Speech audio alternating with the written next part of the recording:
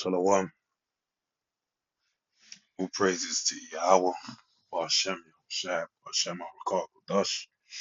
Double wonders unto the elder apostles of great news, rule well, and Shalom to the hopeful elect. This is Fire Allah. Title of this video will be Woe to the Bloody Sea. I got a couple precepts, but I want to build upon that point. Um, living in this, we're in the information age, where information is readily available.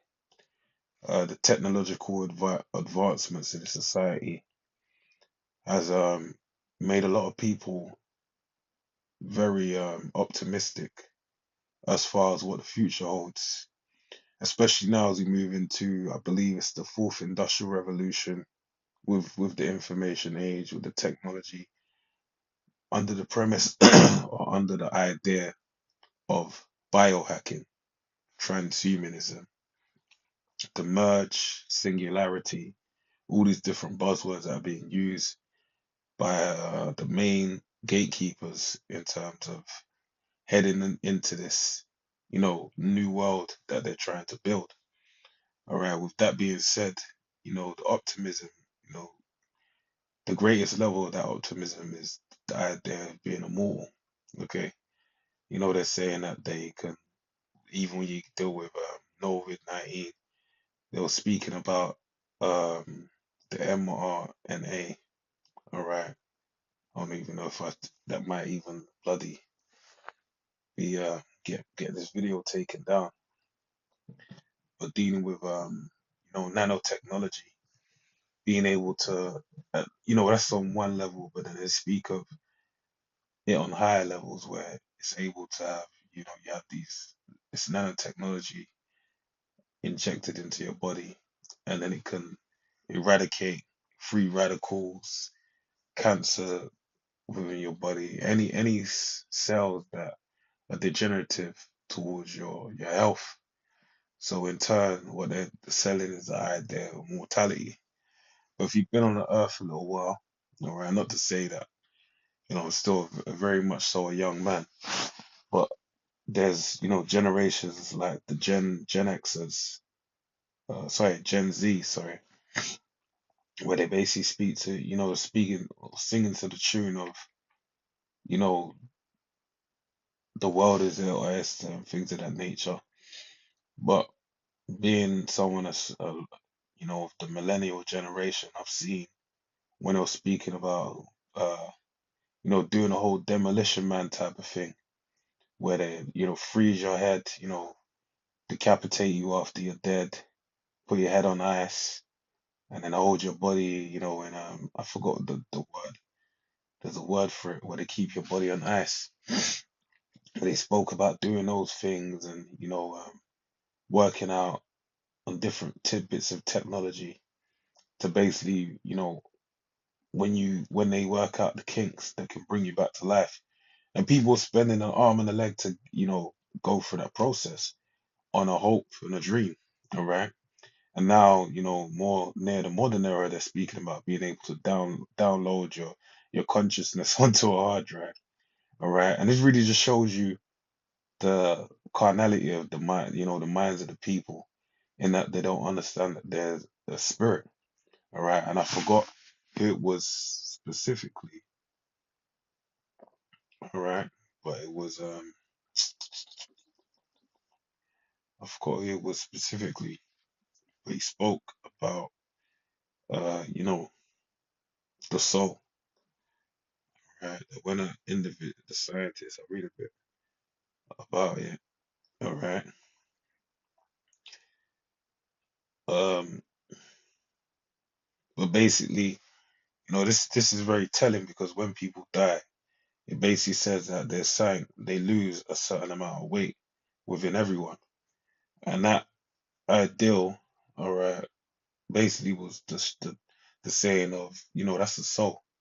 And really, this is why when you see someone dead, they have no, saying they have no life in them. They're pale. They look, like just a shadow of what they were. That's because you lose just the spirit, the light of, of your individual. So that's why you have that donors to that's why they have that donors to their parents. All right. And this is why it's saying, you can download your people talking about something that's from the fourth dimension could be downloaded. Really, it's an interface between the third and fourth dimension. You're saying that you can steal it from the Father of spirits, the Heavenly Father, and put it inside of a computer. They're just talking about, and a lot of people are falling for it because really all they need to do is just build an algorithm that's like onto, your personality. All right. And they showed you that in Black Mirror, one of the episodes. All right. But the point being is that Esau is a snake oil salesman. This man is prophesied that he'll come back into rulership, which he's in right now, and it was to deceive the nations. This is what we know that most people don't understand. So I'll quickly read this 21 grams experiment. All right. So it says 21 grams experiment. This is more common theory originating from a 1907 experiment by Duncan McDowell.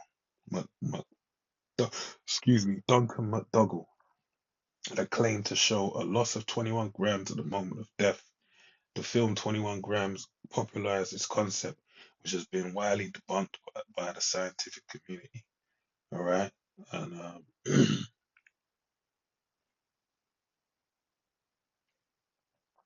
let's see. Uh,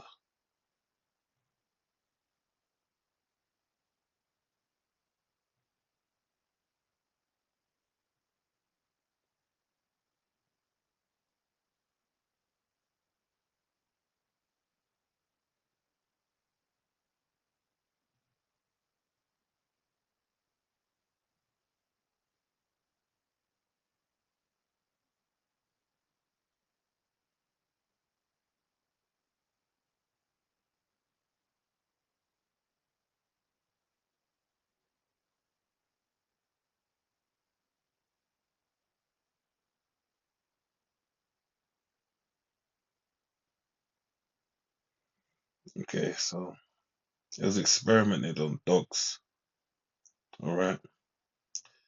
But the point being is that not so much the experiment, but the point is that there's a spirit within you. All right. A light within you that's beyond the realms of the consciousness. But that's the thing about that. That's all down to faith. All right. That's the point of it all. All right. So let's get into this lesson. So I'm gonna open up with this. Nahum 3:1. Woe to the bloody city. It is all full of lies and robbery. The prey departeth not. All right. So one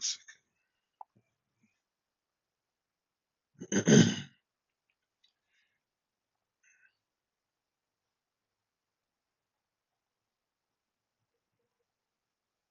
Okay, so I'll read again. Woe to the bloody city. So the word woe means destruction to the bloody city. All right. So there is a slated time for destruction for the bloody city. So let me look up the words in this. I haven't looked at them before. Uh, bloody. So the word there for bloody is blood. Also, excuse me, is dam. All right, which means blood. All right, blood of wine, figuratively. All right. Um, it's funny because the UK drillers say spill your juice, and that's the juice, the blood of the grape is likened unto that. But it says yeah, blood.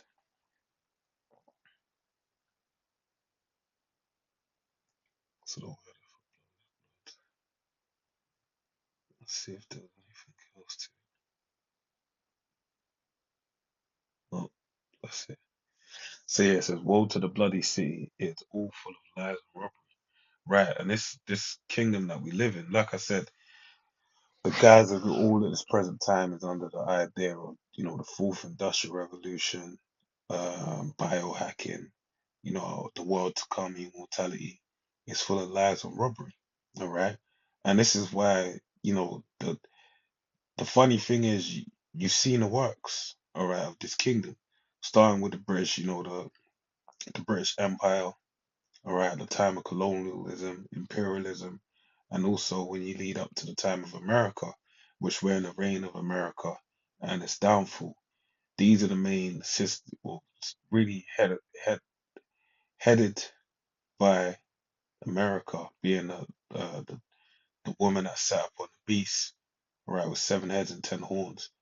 All of that, that entity in its whole is a wicked entity that rules over the over the earth. All right. Now, like I said, when you deal with it from a root, the British Empire was really, when we don't even have to deal with Jake. All right. We can go to the heathen. You had things like dealing with China. All right. When you had feudal China, I believe it was feudal China, the warlords and whatnot. When it was a closed kingdom, you basically had the Opium Wars, whereby the Chinese didn't want to do no trade with the English. All right.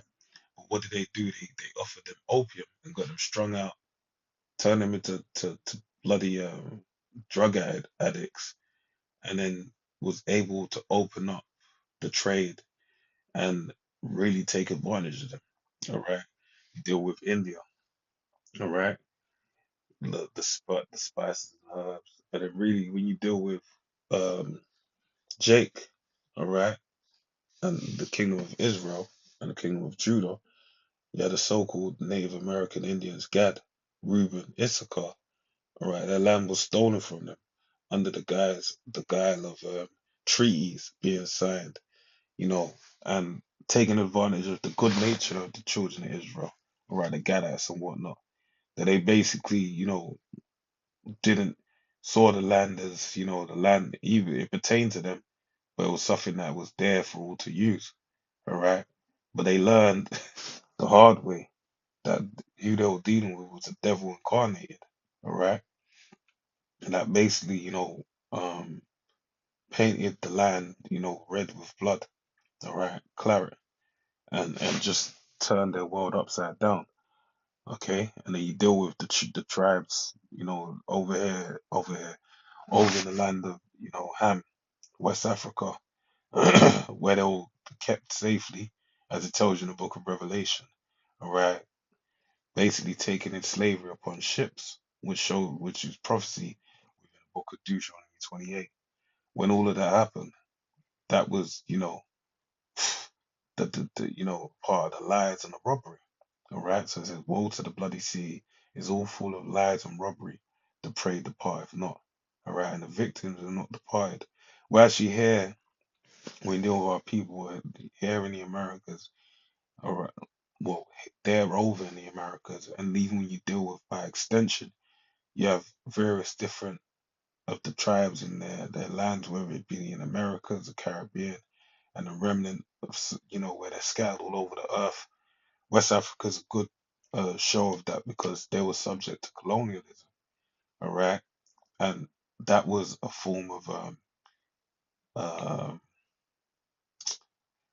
that's a history that's shrouded with a lot of lies and misconceptions. But when you really peel back the layers and you deal with the cities and the building up castles and whatnot that resided over there, you understand that a lot of those people were basically destroyed mentally, all right, and they were subdued by the Arabs and the Africans, that the true Africans and Hamitic people over there in the land, all right. So, woe to the bloody sea! It's all full of lies and robbery. The prey depart not, all right. And this place is a bloody city, all right. Blood is something that this man, you know, he enjoys the sight of, and even furthermore, he understands on a spiritual level that there's a life force within it, as it tells you in the book of Genesis, that basically you want to eat the blood of any animal. Why? Because basically it has a life force in it, right? That's where the life is. This is why you have things like Pizzagate, all right, whereby they were having children being kidnapped, and also the whole thing with Wayfair as well, where they said they were auctioning off kids. I think that was tied into Pizzagate actually, me quickly look. I got a couple articles here. Let me have a quick look. So it says, this is from Axis.com. It says online conspiracy theory links child trafficking to Wayfair furniture sales. Platforms including Reddit, Twitter, Facebook, and YouTube have been playing host to a baseless conspiracy. That's what they say, conspiracy theory that picked up steam over the weekend, claiming that furniture e-tailer Wayfair is a front for human trafficking. All right, let's actually see where Wayfair is right.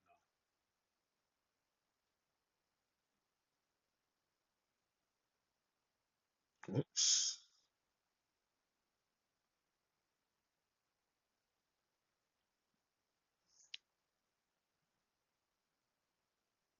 Okay, yes,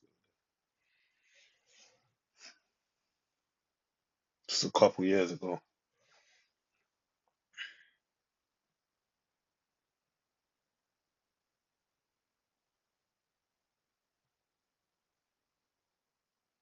I'm sure it was tied to Pizzagate.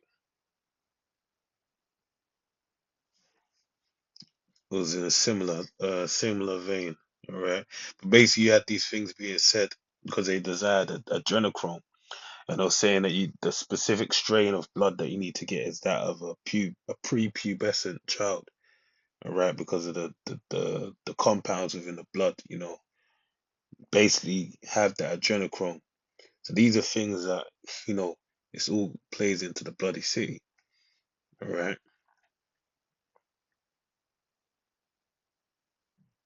so let me move into this. Ezekiel says Ezekiel 35:5 says, because thou hast had a perpetual hatred and hast shed the blood of the children of Israel by force of the sword in the time of their calamity, in the time that their iniquity had an end. Right, and this is the thing. Like I mentioned, I went through the different times and things. But when you even take it up into this time and era right now, time of slavery is past, and really even the time of destruction of the so-called Native American Indians is past as well. But with that being said, there's still even now it's like an eradication of history. Right, you have Trump actively, or through use of his government, erasing, the accounts of slavery from the books of history. Um, even which is funny because I just thought about it now. You, I never thought that Tariq Nasheed might have sold out for the sake of pushing the FBA ideal in that there was no slaves brought to the Americas, all right? Because that coincides with the agenda of the day, which basically is trying to eradicate, make this man less less of a demon, all right? But these are the things that happen, all right? This is part of the nature of the beast. Without these things being done, this world wouldn't be where it is. Even when you deal over here in the UK, deal with the crown jewels. You had the theft over in the Louvre in Paris of what's this guy's name? Napoleon's jewels, where he basically had them stolen. They got two of the guys right now. But even with that being done, I forgot who the jewels belonged to. Believe it was, I want to say Haiti. No, it wasn't Haiti. Napoleon crown origin.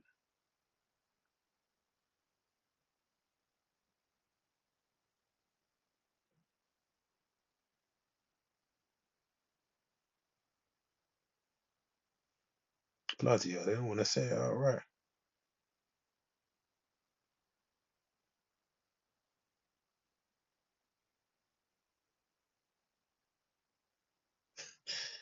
See, this is even part of the deception, right?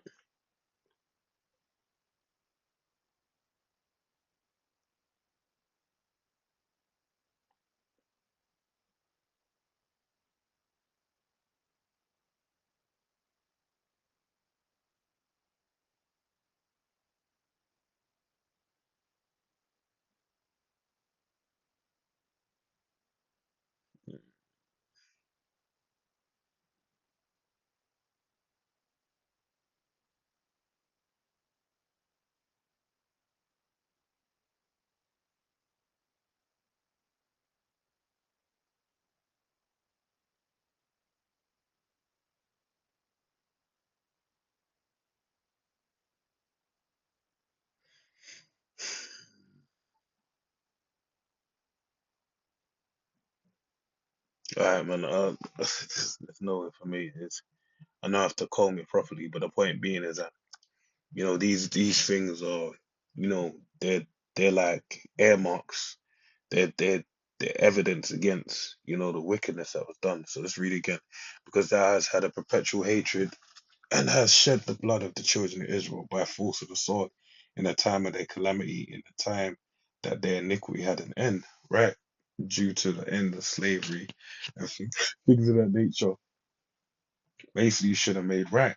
All right, which funny enough, which is coming out right now, you're having far right, like but extremists, as they say, for lack of a better word, because I can't really describe. I don't know if they were actually attacking people or whether they were just speakers or whatnot.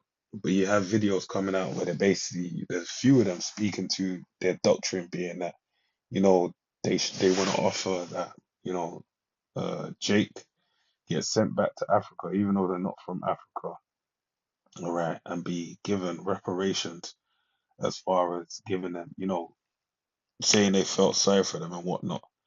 So it really shows you that there was a time and an end whereby you could have made good, but what really happened, you turn up the furnace, man. You got you let that hate show, all right, through things like redlining, Jim Crow, different things like that. These things basically all, you know, are points against you as far as the judgment that's heading in your direction.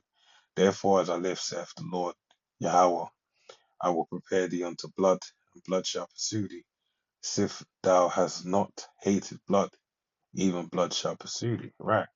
So the Heavenly Father is basically saying, Galatians 6 and 7, be ye not ignorant, the Most High is not mocked, for that which a man sow shall he also reap. All right. And the Heavenly Father, no one's exempt from that judgment. All right. The children of Israel, we end up in this situation because we were bound by a covenant of blood to the Heavenly Father to basically follow the law, statute, commandments. And by not following the things said, we're subject to the stipulations of the contractual agreement. That if you don't do what was agreed upon in its covenant, then you're gonna have these issues to deal with, these curses, these plagues that are gonna descend upon you, and we're subject to it. That's why it tells you in the book of Amos, the third chapter, that the Lord said, "You only have I known all the families of the children of the earth. Therefore will I punish you for your iniquities." All right. But then in saying that, that doesn't give everyone a pass because the Heavenly Father doesn't know them. That's not the case. And really, that's 2 points against Israel. I mean, Edom, because you took the covenant on, being one. And then the second thing is that we're the apple of the Most High's eye. And we was actually chosen over the children of Edom as well. So it says, verse 7, thus will I make Mount Seir most desolate and cut off from it him that passeth out and him that returneth. And I will fill his mountains with his slain men in thy hills and in thy valleys and in all thy rivers shall they fall that are slain with the sword.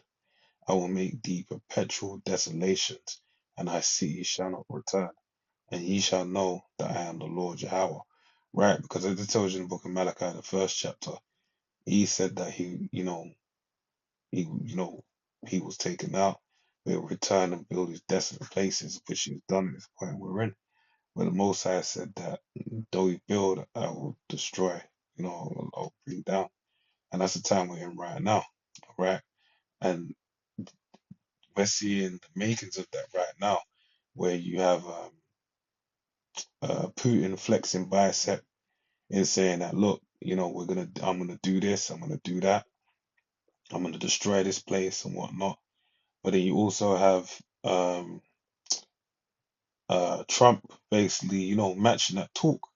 But then it's come out, today, a little earlier, yesterday or so, that basically all of these missile testing, the testing, all the infrastructure for missile testing is basically, it's got rust, all right? It's not functioning. There's been no money put into it. So here it is, America's been walking around walking up and down the earth, throwing their weight about, but the actual missile uh, artillery that they use for testing to prove their weapons and make sure they're good. Liken onto, sharpening your sword. All right. I can't be walking around with of course I don't have a sword, but hypothetically speaking, you couldn't have someone as, a master swordsman walking around, waving his sword all over the place, but every day wakes up or every day goes to sleep, or both times of the day he's not wetting his sword with a a, a rock to make sure it's sharp. And even then, making sure he's going through the motions as far as being apt to actually use his sword. All right, because really now when it comes to warfare, you're going to be caught out there, and this is what the Heavenly Father's doing. All right, he's preparing a destruction for this man that's ruling right now. So I'll read verse 9 again. It says, "And I will make thee a perpetual desolation. I'll make thee perpetual desolations, and thy city shall not return, and ye shall know that I am the Lord Yahweh." So I want to close out on this point. It's the book of Revelation 13:9 and 10. It says, "If any man have an ear, let him hear. He that leadeth into captivity shall go into captivity. He that killeth with the sword must be killed with the sword. Here is the patience and the faith of the saints." So with that, pray you edify to me. So, sure.